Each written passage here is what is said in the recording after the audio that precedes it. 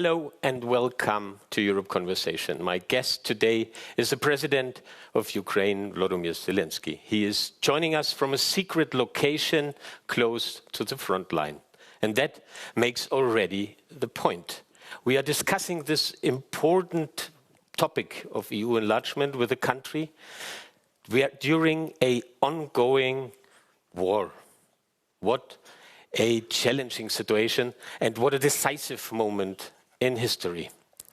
So, Mr. President, thanks again for joining us. And let's start with a more strategic question. Is joining the European Union the strongest security guarantee for you? Thank you for the question. Undoubtedly, that is a very important security guarantee for Ukraine. But first, as for security guarantees, I would like to say that the most important thing is the Ukrainian values. Ukraine has chosen to be the EU member through the similar feeling of life, freedom, democracy, humanity, respect to the human rights, just respect to a human, to his or her choice. And that is why we are fighting today for all of that, for our land, for our homes, for the rights and the freedoms of our state. I am now at Pokrovsk direction, and I've come here to support our warriors, our soldiers. Of course, there are some of the issues I need to solve, but the most important thing is the moral support of our warriors at the hottest direction of the combats of the front line today. And believe me, they are at war, not only for the sake of their own families, or not only for their own homes, undoubtedly it is important, but for the Ukrainian future, the future of Ukraine in the European Union. So you mentioned it, the war seems to be intensifying. Russia fired in October more missiles at your country than ever before. Do you think that the EU is doing enough to end this war? Russia has intensified only because they don't succeed on the land, in the front line. That is why Putin doesn't have anything to sell to his own society. There is no success, and obviously it is very hard for him. He is spending and wasting lots of people. More than 300,000 of Russians were either wounded or they perished. 360,000 of Russians during these 10 months of this year. This is a huge number. So he started the energy terror. He hits against our energy sector. That is why there are so many missiles. This is the only thing he likes to achieve, chaos, so that people wouldn't have power during the winter without the water supply. This is how he sees his success. But he will not succeed in that as well. We will recover and we will protect ourselves. And undoubtedly, without the help of the leaders of the European Union, it will be very difficult. It would be incredibly difficult, because the systems of air defense, which we are given, and I would like to express my gratitude to Germany. Recently, they gave us 2 Patriot systems, and we are developing them, so they will be working. It's not enough, of course, but still, the whole Europe is helping us, as well as in the gas import, in the equipment delivery, to recover power and electricity supply. All of that is so important, especially during the war. But if we speak whether the EU does enough to force Putin to stop, I think that today, still, we need the US and Europe today. And then we'll have the chance to stop Putin. And what would you say? Can this war be won militarily? Or, you mentioned the US already, will in the end require a negotiated settlement like as President Trump says it? Well, the choice of the military way is the choice of Russia only. It started their aggression with that, and without any diplomatic issues. They started it with the military way, and undoubtedly they would like to have the military victory. It will never take place.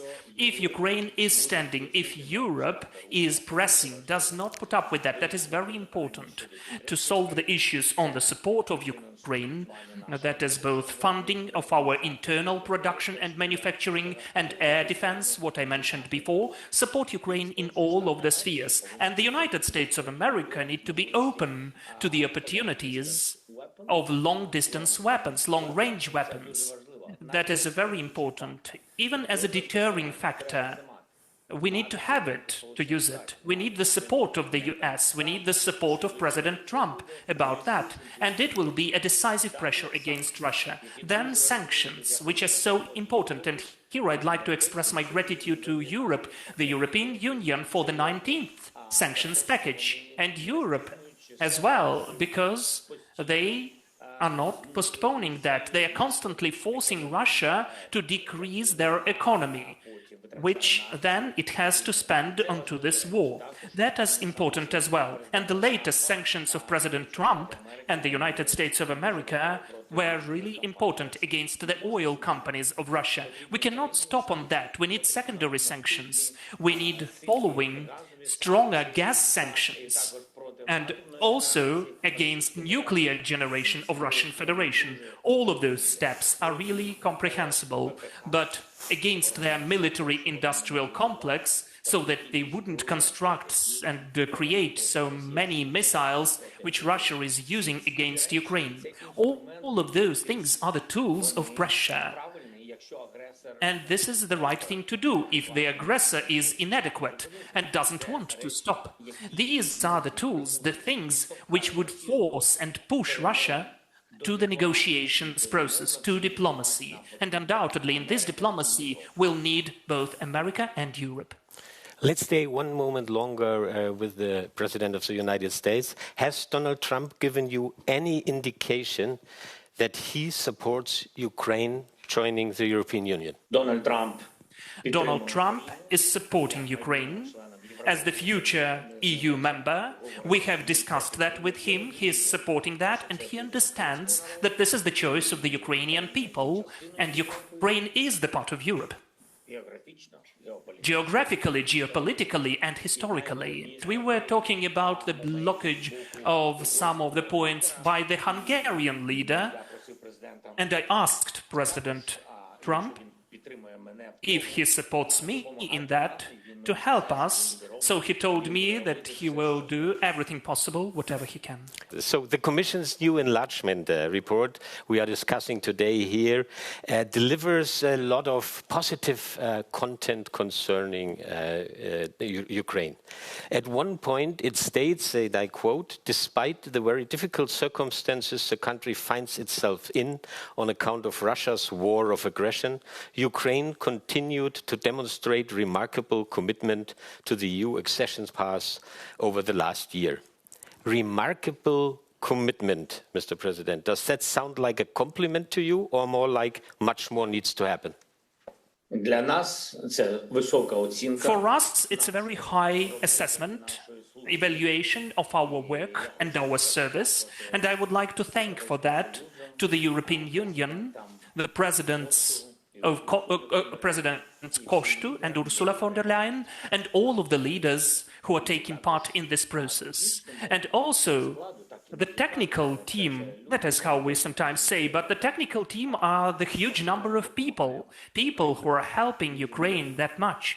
So for us, it is very important. For us, Ukraine is fighting for its independence, and our future is in the EU, which is the part of our independence, the part of independence from the vector and factor of Russia.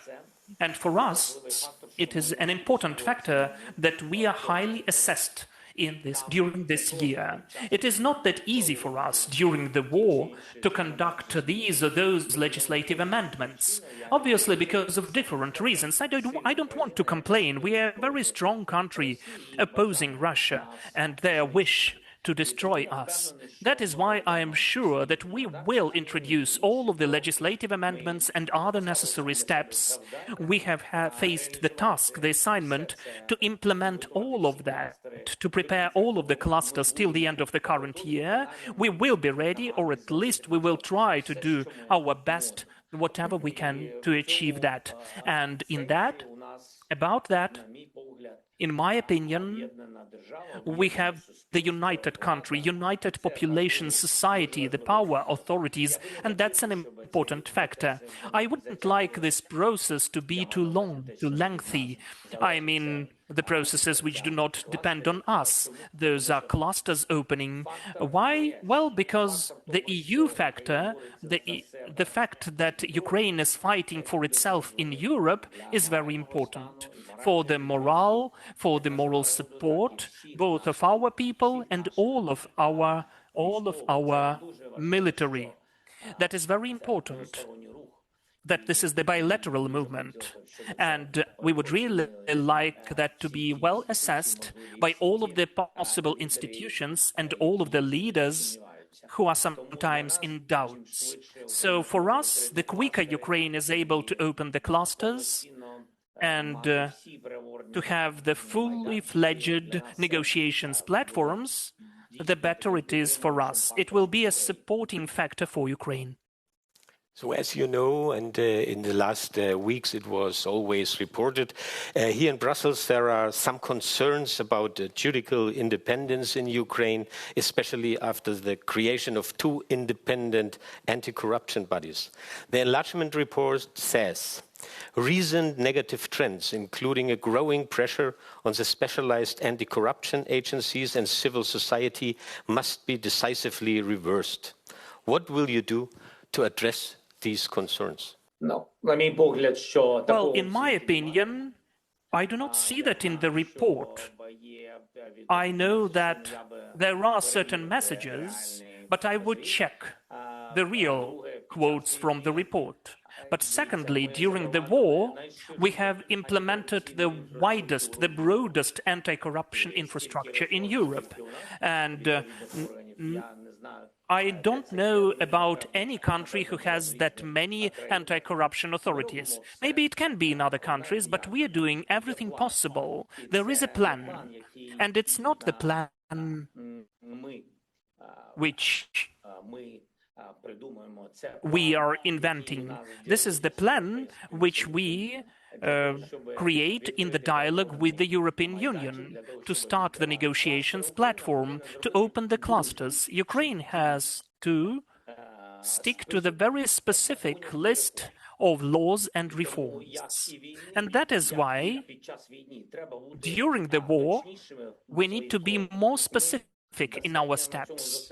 We are focused on that in a sufficient way. There is a request from Ukraine. Our legislation should coincide or be approximate to the European one. There are certain laws and reforms, and we are implementing them. An interesting idea discussed here in Brussels, as you know, allow new members in earlier, but without full membership rights at first. Would you be willing to speed up a session, to give up a veto at the beginning? No, how can I understand that? It seems to me it's very important that we would like that Ukraine could get such a treatment as to the equals. And if we speak about the EU membership, it has to be fully fledged. It seems to me that that is very important when we have at the same table equal countries in spite of their size of the territory or the population. It's important that they share similar values. In my opinion, you cannot be semi or demi-member of the EU. Talking about veto, there is all eyes on Hungary. So Ukraine had hoped to open 5 clusters. None of them has happened because Hungary blocked it by veto. What would you be prepared to offer Viktor Orban to move this forward? I'm not sure that Ukraine has to bargain with its own values. Russia failed to do that. So I don't know, I don't think that Ukraine or that the Hungarian leader can do that. You cannot stop the people in their rights. Well, yes, you can postpone something, but it will not be for the use of both our countries. When I'm speaking about our countries, about Ukraine and Hungary, I'm totally sure that Hungarians are very friendly people. They are supporting Ukrainians, as well as the Ukrainians are respecting any nation of Europe. This is the equality, this is the respect and the values of our relations. That is very important for the future. We don't have the right as the leaders to think about ourselves and about our elections, because this is just 1 minute in the history of our nations. That's just nothing in comparison with what can be destroyed relations between the people. This is the most important, not to lose this good neighborhood. That's what's important. I don't think that I have to offer something to Viktor Orban. I think that Viktor Orban has to offer something for Ukraine, which is protecting the whole Europe from Russia. And even now, during this war, we did not get any support from him, support of our vision of life. We wouldn't like still that Viktor would support Russia, because blocking of Ukraine in the EU is the very specific support by Viktor of Putin, and that is definitely not that good. In my opinion, that is my subjective opinion. There is a totally personal impression from my side. Sometimes it looks a bit personal between you and Viktor Orban. Are you ready to repair this relationship, or are you simply hoping for a government change in Budapest next year? First of all,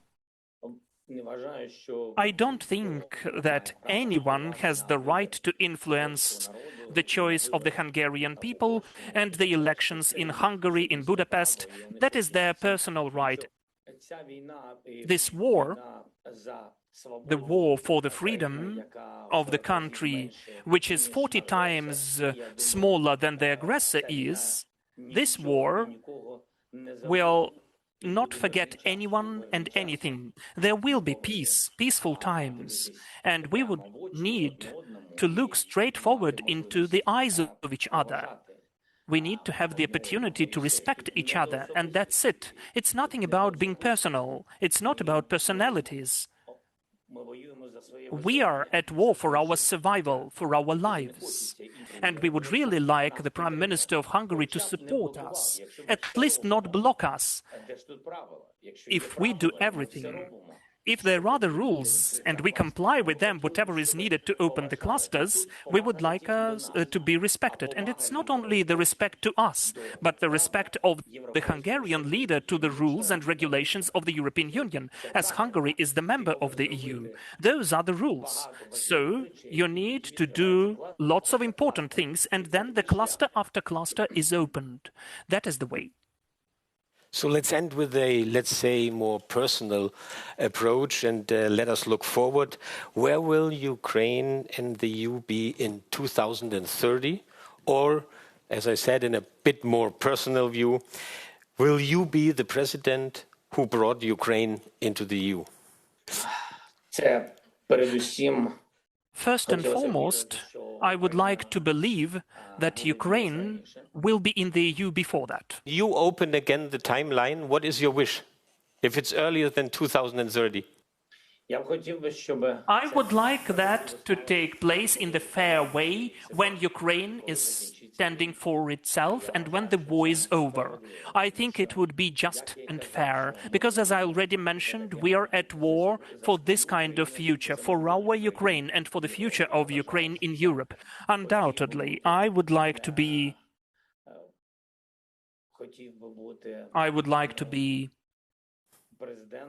the president who is the president of Ukraine, which is in the EU. But it does not mean, definitely, that this is the main priority. The main thing is that Ukraine could join the EU.